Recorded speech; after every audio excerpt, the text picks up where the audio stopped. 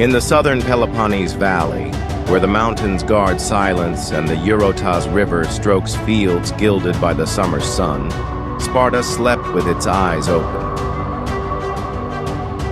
It was morning. A warm, slanted light glinted on the ancient stones, and in the air blew a strange wind. It was not cold, nor impetuous. It was one of those winds that know where they are going. It carried with it the scent of dust, that very dust that had caressed the lifeless faces of the heroes of Thermopylae. A distant whisper, like a name that refuses to fade. Leonidas, and with him, the 300. It seemed like an ordinary day, but Sparta would remember it forever.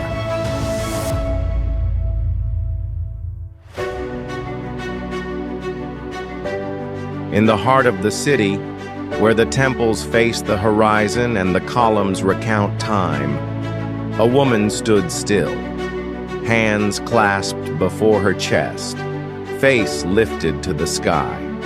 She did not weep. She did not tremble.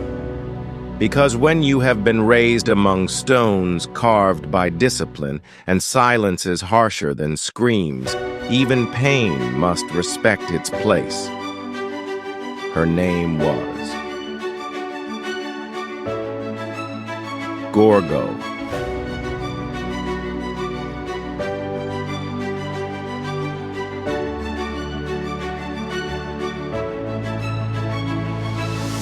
Wife of the king, who would not return. Queen of a land where death is not an ending, but a foundation. No one spoke, yet everyone knew. That day was not a parting. It was the beginning of an era etched into memory and veins. For if Leonidas had become legend among the dead, she was about to become memory among the living.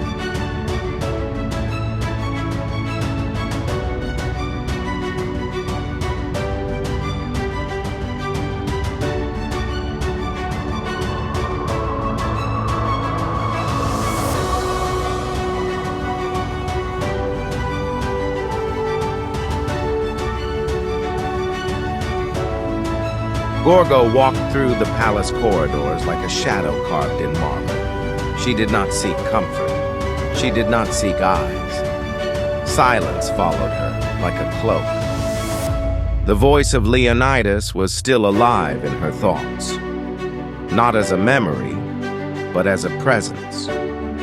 Every word spoken before he left was a sweet, sharp blade in her mind.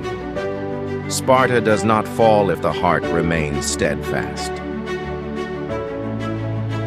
He had told her this while holding her face in his hands, with that proud gaze that promised no return, but asked for trust. And she was not a woman who waited. She was a queen who kept the foundations standing when everything else collapsed. She could not yield, not before men, not before the gods. The people watched her, some with respect, others with suspicion. But no one could ignore that the strength of Sparta now spoke with a female voice.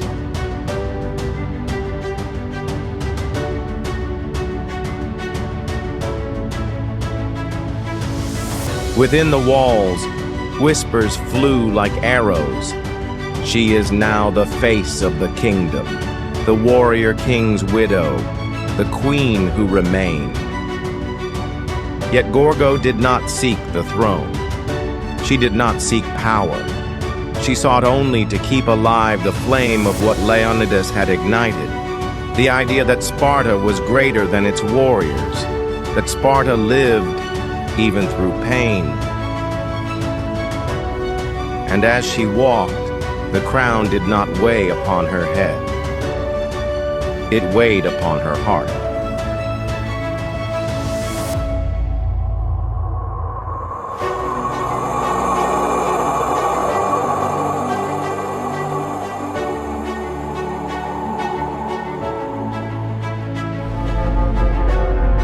The council hall was dark, sealed like a fortress. Men in tunics sat in a circle, their eyes sharper than their words, and at the center, there she was. Gorgo advanced alone, without weapons, without escort, only with the strength of one who has nothing left to lose, except honor.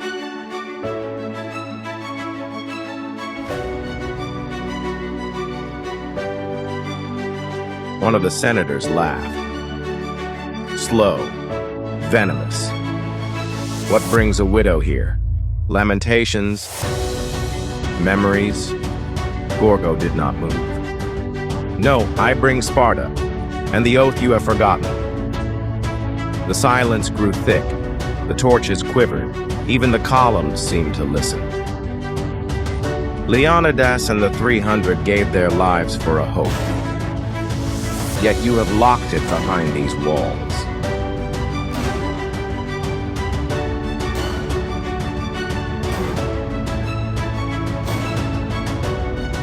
You speak of rules. I speak of what keeps Sparta alive. Courage, discipline, sacrifice. Another senator, older, tried to silence her. It is not your place, woman. She stared at him. Perhaps not. But it is my blood, my pain, and my voice. Her words were not screams. They were silent arrows. They went straight into hearts. Without asking permission,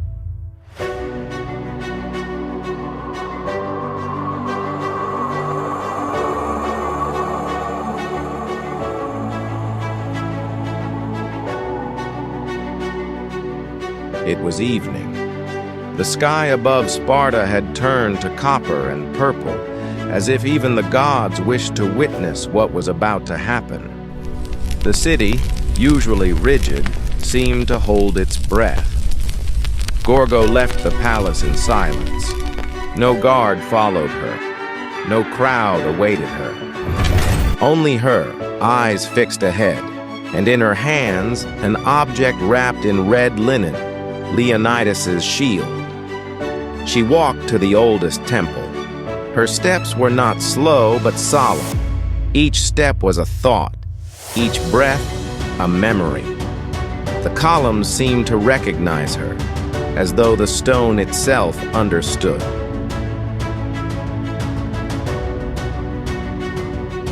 Arriving before the temple, she stopped.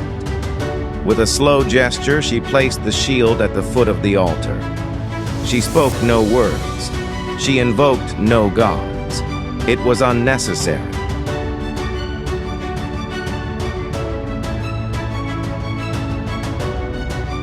That gesture spoke for 1,000 speeches.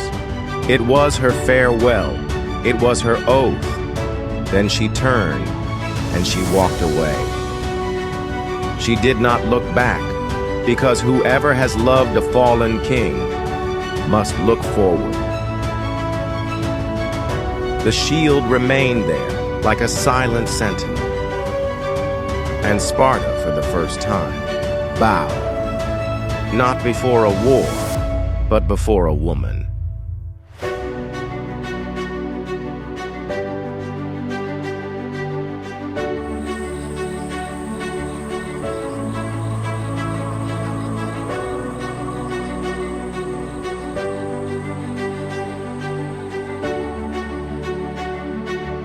There are names that make no noise. They do not lead armies. They do not wield swords. But they remain. They remain in gestures, in silences, in stories that outlive time.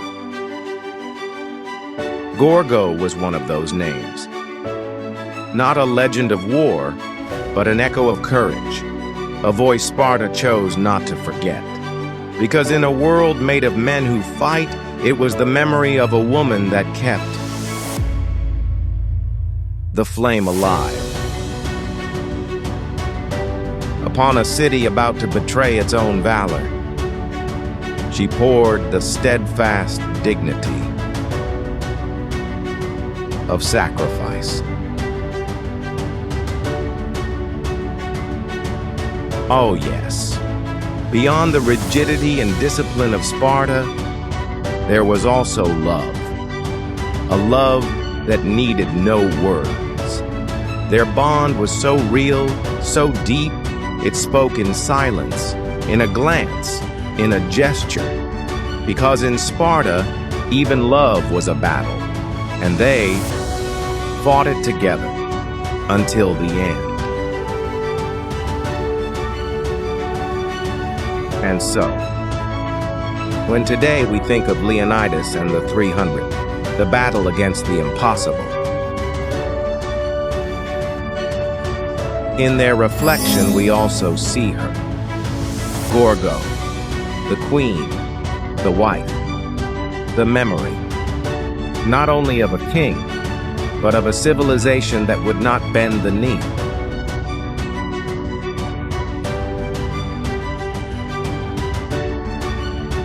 And if Sparta is myth, if we still invoke it when we speak of courage, it is because a woman chose not to let oblivion win. She was the reason why, even now, when we say Sparta, we remember never